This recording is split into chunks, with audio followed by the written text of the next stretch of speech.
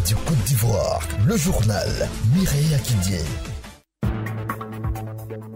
Dominique Ouattara traduit sa compassion à la famille du petit Bouba. La première dame espère que les coupables seront sévèrement punis. Elle était hier à Williamsville. Hajj 2018, le coût de 2 millions de francs CFA est maintenu.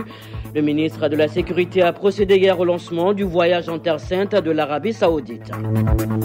Au Burkina Faso, l'enquête sur la double attaque avance à grands pas. Un ancien soldat burkinabé aurait participé à ces attentats. Voilà pour le sommaire. Radio Côte d'Ivoire, bienvenue sur la raison. Madame, Monsieur, bonjour. La première dame de Côte d'Ivoire traduit sa compassion et celle du chef de l'État, la famille du petit Bouba enlevé et assassiné dans des conditions tragiques. Dominique Ouattara, accompagné d'une forte délégation, s'est rendu au domicile de la famille à Williamsville.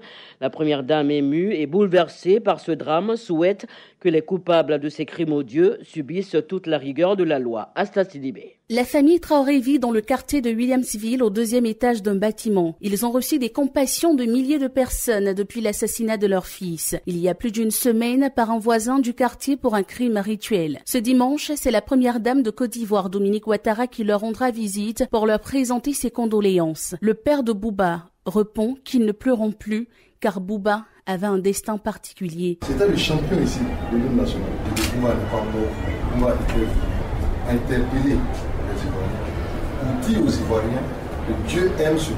La première dame a remis une enveloppe de 4 millions de francs CFA à la famille éplorée et au guide religieux pour le repos de l'âme de l'enfant. Il était important, selon elle, de se rendre chez la famille Traoré. Je suis venue apporter ma compassion et celle du président de la République à la famille Traoré qui a perdu son fils, son petit-fils, son neveu dans des circonstances horribles. Je suis particulièrement émue et bouleversée de ce crime affreux, et je voulais dire que j'espère que les coupables seront sévèrement punis afin que plus jamais nous ne revivions de telles choses dans notre pays. Je voulais vraiment présenter mes condoléances à toute la grande famille, à tout le quartier de Williamsville et à toute la population. Que son âme repose en paix. L'enfant Bouba est désormais un symbole de la lutte contre l'enlèvement et l'assassinat des enfants en Côte d'Ivoire. Asta Sidibé, les travailleurs indépendants auront bientôt droit à une couverture sociale. C'est une innovation de la CNPS, la Caisse nationale de prévoyance sociale. Le directeur des projets de la CNPS était ce dimanche l'invité des salons de Radio Côte d'Ivoire. Dibi Serge donne ici des précisions sur les catégories de travailleurs concernés par ce projet. Dans les catégories d'agriculteurs, de transporteurs, de religieux, ce sont des travailleurs qui travaillent pour leur propre compte, même s'ils travaillent pour Dieu. Les commerçants, la diaspora ivoirienne, parce que une partie de nos concitoyens vivent dans des pays avec lesquels la Côte d'Ivoire n'a pas de convention de sécurité sociale. Donc pour ces gens-là, lorsqu'ils quittent le pays, ils ne peuvent pas être couverts. Les sportifs, les artistes et bien sûr tout le grand corps des métiers des artisans. L'ensemble des artisans sont couverts également. Nous avions un drap qui ne serait une personne sur 10 qui travaillait. Et il est bon que les autres ne soient pas finalement en reste. Il faut leur permettre également d'être aussi au chaud.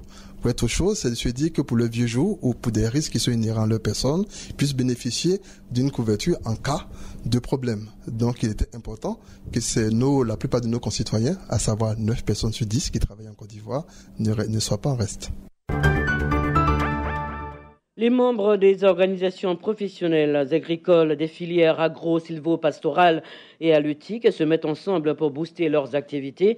Un atelier de validation de la synthèse des filières s'est déroulé récemment à Abidjan.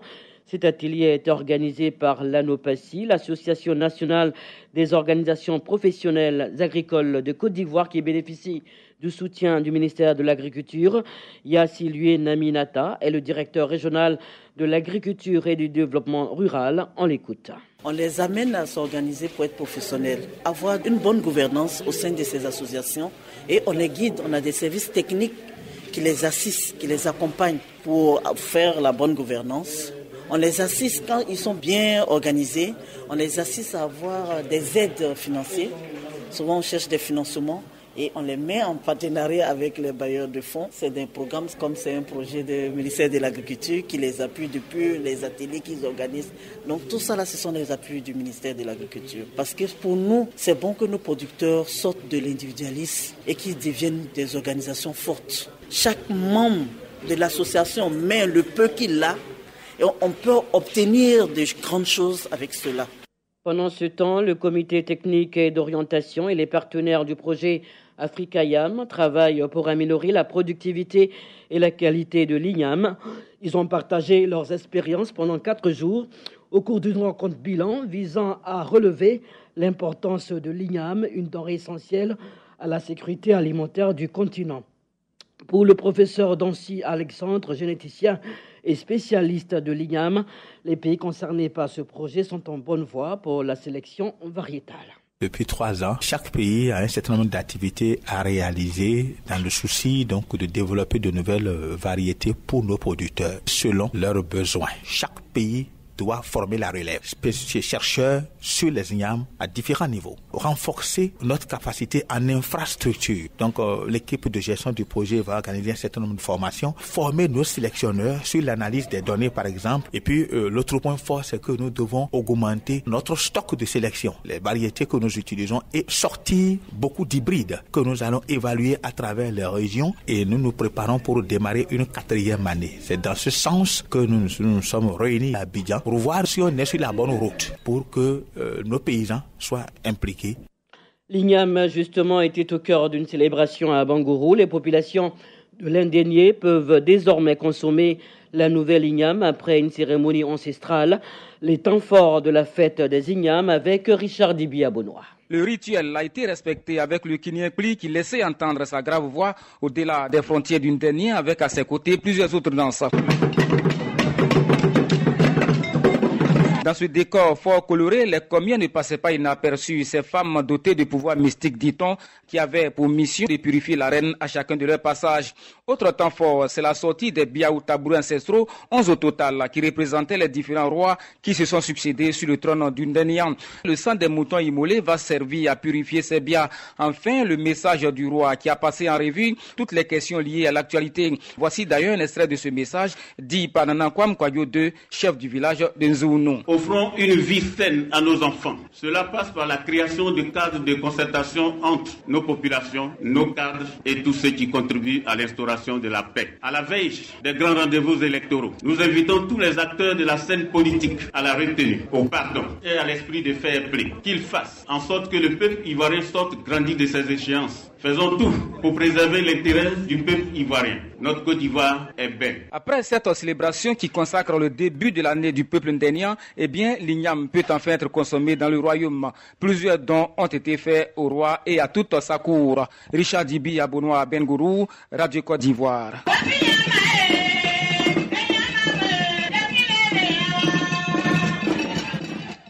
Restons toujours dans le domaine culturel pour parler cette fois du Popo Carnaval qui démarre le 2 avril prochain. Le Popo Carnaval va se dérouler dans la région du Sud Comoé. Son objectif est de promouvoir le riche patrimoine culturel du peuple abouré. Les précisions du commissaire général Alexis Kadjo. Tous les peuples vivant en Côte d'Ivoire et ceux de la CEDEAO de façon particulière à venir vibrer avec nous la fête de la culture. Donc, c'est le village panafricain. Popo Carnaval n'est plus un événement local, c'est juste un événement national, voire international. C'est pourquoi nous invitons tous les peuples panafricains à venir vibrer avec nous cette 32e édition. Il n'y a pas de critères particuliers. Toute personne qui a envie vraiment de vivre la culture peut venir participer. C'est la volonté d'abord de montrer ce qu'on a de plus riche aux autres. Et puis ensuite, parce que nous sommes convaincus par la culture, nous pouvons arriver à notre développement. Le Popo Carnaval a contribué énormément à l'essor économique, au développement de la vie de Bonois. Le coût du pèlerinage à la Mecque a maintenu à 2 millions de francs CFA. L'annonce a été faite hier par le ministre de l'Intérieur et de la Sécurité au cours du lancement du Hajj 2018. Pour ce qui est des visites médicales, elles débutent ce lundi. Les inscriptions, elles, se déroulent du jeudi 8 mars au vendredi 11 mai prochain. Le ministre de l'Intérieur, tout en rassurant les organisateurs du Hajj pour ce qui est du soutien du gouvernement, invite l'ensemble des acteurs au respect des délais et au professionnalisme. On écoute Sidiki Diakité. L'État apportera son appui à l'organisation du Hajj comme les années précédentes. Malgré les difficultés budgétaires, le président de la République a décidé que le prix à payer pour le Hajj ne changerait pas et demeurerait à 2 millions. Et cela, à ses yeux, devrait permettre à l'Ivoirien moyen d'avoir lui aussi accès à la Terre Sainte pour accomplir ce 5e pilier de l'islam. Nous avons de réelles raisons d'espérer que l'édition 2018 du Hajj connaîtra un plein succès. Je voudrais inviter à davantage de professionnalisme, à se former davantage pour que ceux-ci puissent parvenir à relever le défi de la rétrocession totale du Hajj aux organisations privées avec les performances qu'ils pourraient avoir. Parce qu'en réalité, telle est la finalité de tout ce qu'il fait en ce moment. On reste toujours en religion pour parler cette fois d'une prière pour la paix en Côte d'Ivoire. Elle a été organisée par l'église Pentecôte au Saint-Feu International, nous dit Adama Bakayoko.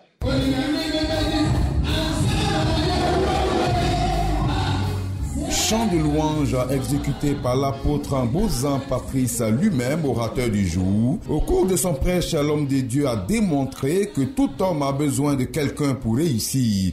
Il s'est appuyé sur l'histoire de Joseph dans le livre de Genèse. Joseph, un esclave hébreu en Égypte, est devenu premier ministre du Pharaon et qui a ensuite aidé l'Égypte à devenir prospère. Docteur Mbozan Patrice a surtout prié pour la paix en Côte d'Ivoire. Nous voulons que la Côte d'Ivoire soit une Côte d'Ivoire unie et indivisible. Une Côte d'Ivoire de paix. On amène les enfants de Dieu à beaucoup prier pour dépouiller le cœur. Il y a un mari qui était venu. Donc on met ça sur le compte du diable et puis on avance. Avancer vers l'émergence tant souhaitée à travers la foi, c'est la ferme conviction de l'homme de Dieu qui multiplie des séances de prière baptisées ORT, Opération Récupère Tout. Adjono Rigobert, diacre général de l'église Pentecôte Saint-Feu International. La ligne de cette église est d'apporter réellement la stabilité spirituelle, la délivrance, la restauration. À tout moment, l'église Pentecôte Saint-Feu instaure cette prière dénommée ORT, Opération Récupère Tout. Docteur Mbozan Patrice a délivré plusieurs fidèles lors d'un intense moment d'adoration. Rendez-vous le mois prochain à l'hôtel communal de Cocody. La régionale. La régionale de ce jour fera un gros plan sur le lycée Houphouët-Boigny de Korogo-Siékwassi. Bienvenue au lycée Houphouët-Boigny de Korogo. L'homme qui vous ouvre le portail de cet établissement emblématique se nomme Zié Koulibaly. Il en est le proviseur depuis 2012. En 1965, Houphouët, au cours d'une visite aux États-Unis, a vu un établissement pareil, de la maternelle à l'université. Il a dit, je veux créer ça à l'honneur de mon père spirituel, le vieux Pelforo Bon Koulibaly. Il y avait le primaire ici. Il y a eu aussi le supérieur. Quand on dit Houphouët-Boigny est un homme multidimensionnel, c'est cela. Cet établissement figure aujourd'hui parmi les élites au plan national et fait la fierté du gouvernement dans le cadre du programme de promotion de l'excellence à l'école, particulièrement dans la partie nord du pays. Le lycée Houphouët-Boigny, je pourrais dire, est la vitrine de Korogo. Sorolo, au lycée Houphouët-Ici, seul les dieux avancent. Mais c'est quoi le secret de cette performance? Tout tourne autour de la rigueur. Je ne suis pas fait pour le bureau. À 6h30, je vais être devant le portail du lycée. Quand je ne suis pas là, mes associés doivent être là. Parfois, je suis assis devant la salle des profs. Je sais qui est absent, je sais qui n'a pas fait son cours. Vous me voyez parfois à 23h au lycée Houphouët-Boigny à moto, avec mes phares dans les coins et les recoins. Suivant le témoignage de quelques élèves. Le proviseur, le père du lycée.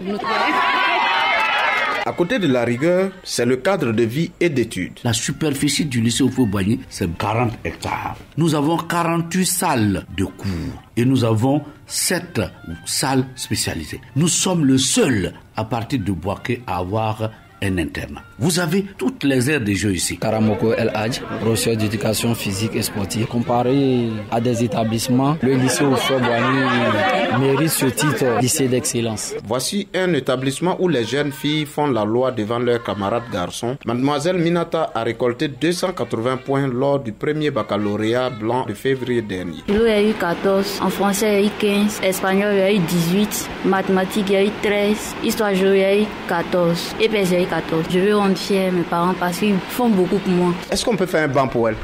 Tout le monde est unanime, c'est une élève consciencieuse. Aujourd'hui, nous sommes dans un monde qui fait de plus en plus la promotion de la femme. Donc, il faut qu'il y ait des filles aussi qui montrent qu'elles ont de la place dans la société. C'est une fierté, elle est très forte. On dit que les filles ne doivent pas aller à l'école, mais on doit aussi aller à l'école comme les garçons. Volibi, professeur de mathématiques, la TAE. On peut compter sur elle pour les examens à grand tirage. Je suis confiant. Cette année, le challenge est plus grand. De 7 bourses d'études à l'étranger en 2017, la présidence de la République met en jeu 10 bourses pour les terminales C. Les filles sont en alerte maximale. J'essaie de travailler de plus en plus, bosser sur Noura. Le premier mari, c'est les études. Côté dirigeant, il faut honorer les objectifs du gouvernement. Zie Koulibaly. C'est pas nous qui nous sommes décrétés nous-mêmes lycée d'excellence, c'est l'État de Côte d'Ivoire. Et en tant que tel, nous, on a permanemment le stress pour avoir des bons résultats. Quand on a mis la barre très haut, le désir, c'est de demeurer là-bas. L'aspiration de madame le ministère, toujours dépasser ce que tu as eu l'année passée. On a eu l'année dernière au bac 85,41%. Nous souhaitons dépasser les 85,41%. Ben voilà, vous savez désormais tout sur ce qui fait du lycée Houphouët-Boigny de Korogo un établissement d'élite qui forme des petits aujourd'hui pour en faire de grands cadres demain. Comme pour dire, pour atteindre l'excellence, tout tourne autour de la rigueur. C'est l'un des petits secrets du lycée Houphouët-Boigny de Korogo. À lundi prochain, pour une autre question d'actualité dans le Nord. Au Burkina Faso, l'enquête ouverte après les attaques contre l'état-major des armées et l'ambassade de France commence à porter ses fruits. Un soldat burkinabé, selon les premiers éléments de l'enquête, aurait participé à ces attentats qui ont fait 8 morts et plus de 80 blessés. Je rappelle que la plupart des assaillants identifiés étaient burkinabés selon des sources sécuritaires, mais l'enquête entre les forces de sécurité burkinabées et des enquêteurs français suit son cours. Une équipe de la police scientifique française se trouve d'ailleurs depuis samedi à Ouagadougou pour prêter main forte à la justice au burkinabé. Mais en attendant que l'on sache ce qui s'est réellement passé, 2 chefs d'État ont décidé de se rendre sur place pour apporter leur soutien au peuple burkinabé et à son président. Il s'agit de Faure Gnassingbé, le président togolais et président en exercice de la CEDEAO, et Mahamadou Issoufou, le président nigérien. Un soldat sénégalais a été tué hier dans une opération visant à mettre fin aux activités criminelles en Casamance, région du sud du Sénégal, où 14 personnes ont été massacrées dans une forêt en janvier dernier. L'armée sénégalaise a détruit des champs de chanvre indiens et saisi des armes de guerre lors de cette opération. L'ONU annonce l'arrêt provisoire de ses activités humanitaires à Rann, c'est dans le nord-est du Nigeria. Cette suspension intervient après la mort de 3 travailleurs humanitaires dans un camp abritant plus de 50 000 réfugiés. La localité de Rann a été attaquée le 1er mars dernier par le groupe Boko Haram. Et puis 7 personnes ont été tuées dans un raid sur un village de la région de Beni, à l'est de la RDC. Ce nouveau raid a été mené par des rebelles ougandais des forces démocratiques alliées, officiellement opposés au président ougandais Yoweri Museveni. Les AFD sont présents dans la province du Nord Kivu depuis 23 ans. Le dossier du jour. Keniguara est une localité située dans la sous-préfecture de Sourkoro. L'eau manque avec acuité dans cette région chaque année en période de sécheresse. Le dossier de Tanokone. Keniguara, nous sommes à quelques pas de la frontière ivoiro-malienne. Ici, l'eau potable est devenue une denrée très rare, surtout en cette période de saison sèche. La recherche de ce liquide précieux est devenue la première activité et la plus pénible pour la population de ce village depuis que l'unique pompe hydraulique s'est arrêtée il y a quelques années. Ici, l'eau potable n'existe pas. Pour avoir de l'eau, il faut se rendre à l'unique puits situé à près d'1 kilomètre du village. À l'intérieur de ce puits à ciel ouvert, crapauds et grenouilles font la fête. Sur place, nous avons trouvé Sekou Sissé. Il est venu se ravitailler en eau. Là, c'est les grenouilles qui sont dedans. On met les grenouilles de côté et puis on prend de l'eau pour aller consommer. Et quand on voit même la couleur de l'eau, c'est comme si c'est du nyamako. Parce qu'on a vraiment besoin de ça, on ne peut pas faire autrement. Malgré la qualité de cette eau, le chemin reste un parcours de combattant pour les populations. On a vraiment un problème d'eau ici. Depuis 5 heures du matin, je suis à la recherche d'eau. Je n'ai rien eu. Quand tu arrives à avoir 2 tasses d'eau, tu te contentes de ça. Tu vois, on n'arrive même plus à laver nos vêtements. C'est dans un puits au Marigot là-bas, on va prendre l'eau. Vraiment, si on a eu une pompe là, ça va vraiment nous plaire. C'est à Sokoro, le village voisin situé à près de 5 km qu'il faut se rendre si on veut avoir de l'eau potable. Où on partage plusieurs lots, l'eau à Tari aussi. On prend la moto pour aller chercher l'eau dans le village voisin. Surtout à Sokoro même, on prend le bidon pour aller chercher ça pour venir. Plusieurs fois, je suis parti chercher l'eau à la pompe de Sokoro. On peut louer une moto taxi, je prends 30 bidons comme ça pour aller remplir, pour envoyer. Bon, d'autres me prennent une moto, prennent 4 bidons, 5 bidons pour aller remplir, pour venir. Même le mettre là, ça va prendre l'eau pour venir les donner. Cette situation est la source de nombreux problèmes des populations de ce village. Kato Alain, infirmier major au centre de santé urbain de Sokoro. Les enfants qui nous viennent de Kinengwara, il y a beaucoup la diarrhée, les maladies liées à l'eau, c'est fréquent au niveau de Kinengwara. Directeur d'école, EPP Sokoro 1. Comme Kinengwara, c'est difficile, l'eau, vraiment difficile. Et ça fait même que l'année dernière, les 4 enseignants qui étaient là-bas sont partis. L'école est restée sans enseignants. Et même cette année, il y a eu 3 stagiaires. Mais si ça continue, ceux-là aussi vont devenir à partir. Vous voyez que c'est les enfants qui prennent le coup. Voilà. À l'entrée du village se dresse un beau bâtiment peint en bleu et blanc. Un bâtiment qui attend impatiemment l'arrivée d'un infirmier pour ouvrir ses portes. Même si ce village de plus de 600 habitants attend toujours ses premiers poteaux électriques. Tanokone, de retour de Kinengwara, au dîner pour Radio Côte d'Ivoire. Pénurie d'eau à Kinengwara en période de sécheresse. C'était le dossier de Tanokone. Ce journal est terminé. Le rappel des titres.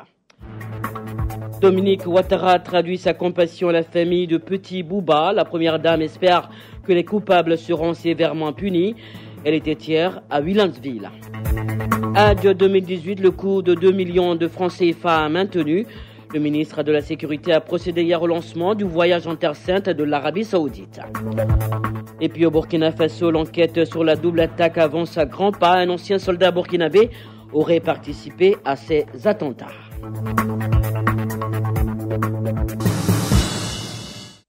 C'était le journal présenté par Mireya Kédié.